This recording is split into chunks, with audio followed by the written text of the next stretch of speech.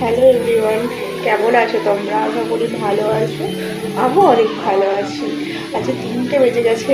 রান্না করতে কালকে ঘুমাতে অনেক লেট হয়ে গেছিলো, তো আজকে উঠতে অনেক দেরি হয়ে গেছে। তাই সকালে আমি একটা ভিডিও বানিয়ে রাখতে দিতে পারিনি। তো এখন আমি রান্না করছি।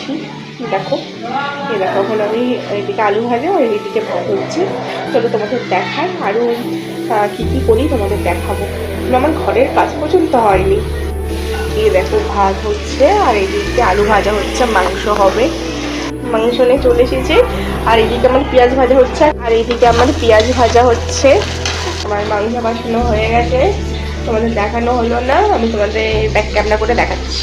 একটা দেখো আমার মাংস কষানো হচ্ছে,